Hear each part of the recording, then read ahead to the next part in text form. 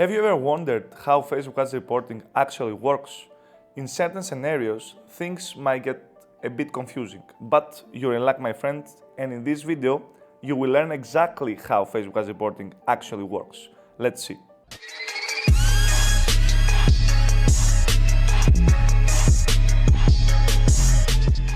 Hello guys, I'm Panagis. I assume you already know me, but for the ones that don't know me, flexing. I'm a Facebook ad and Instagram ad expert and TikTok ads expert, even though I don't prefer TikTok ads. Anyway, and in today's video, we will analyze exactly how Facebook ads reporting works. Now, I got the inspiration for this video out of a comment I saw in a forum or a group, and basically a guy had a reporting question. And this was his scenario, and while I'm trying to explain the situation. So the scenario is this: the guy had two campaigns. The first campaign drive traffic and people to the product number 1, and the second campaign drive traffic and people to the product number 2. Now, he said that even though the campaign number 1 with the product number 1 triggered a sale, the actual product the guy bought was product number 2, and says, how did this happen? The explanation is pretty easy. Facebook ads don't trigger which product the customer buys. Instead, they trigger from which campaign the buyer came to the website and bought a product. So in this scenario that we got with a friend who posted the question, most probably the customer saw the ad from the product number 1, got in the website, and after that he cruised through the website and got to the product number 2 and bought the product number 2. So in other words, it triggered from the first campaign but bought another product. And that's fine, because this is how Facebook ads track sales, etc. Now, another thing that Facebook ads has with reporting is delayed reporting. And this is due to the fact when iOS, update first came out, all the thing that it won't allow advertisers to get the data from you, etc., etc. So the reason delayed reporting is happening is because Facebook wants to identify correctly who the buyer actually was. This is why we have delayed reporting. So this is the reason also I always say don't rush to things, don't rush to close some campaigns, because if you see some initiate checkouts, you don't know unless you have access to the Shopify or the data or the actual sales. You don't actually know if this initiate checkout converted into sale.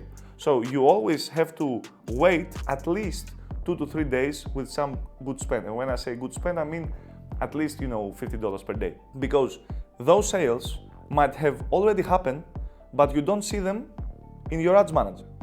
So you always need to wait. Only if you have some initiate checkout. If you don't have initiate checkout, maybe there is no sale triggered, or something with Pixel and API, because for some reason sometimes they report a sale without any initiate checkout or any add to cart, which is odd, but it happens, it's just a pixel. Let me explain to you also why this is happening. When we have initiate checkout, now another thing that most people get wrong when it comes to reporting is, all this stuff like HYROS, Triplewhale, that they promise to you they will help you scale your Facebook ads because you will see the actual sales, the actual initiate checkouts, the actual sessions, which is good, nice. It's a nice thing to see, but this stuff won't help you inside your ads manager. Let me give you this example, and in order for you to understand why you must never optimize based on what you see in HYROS and Triplewhale instead of what you see in your ads manager. Let's say you have 10 sales in reality, okay? And ads manager reports 5 sales. If you optimize based on the 10 actual sales and scale, for example, a campaign, it's basically you're screwing yourself up. Why? Because there is a reason Facebook didn't report and track this. It didn't see it. It's like in scaling without seeing any data. Because why? Because you're crazy. We don't care about what actually happens in reality in our ads manager.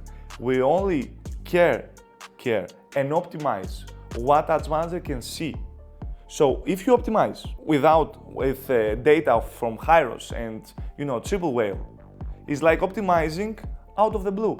It's like optimizing without having any data.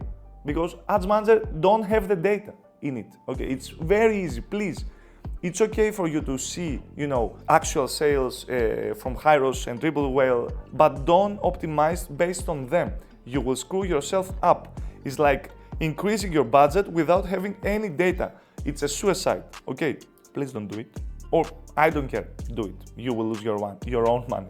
I don't care. That was the video. That was the video. If I didn't explain things as I should, and you didn't understand something, please write it me in the comments. I will do another video because I have a suspicion that I didn't say things very clearly. Please write me in the comments and I will just do another video explaining. Let's go. Bye.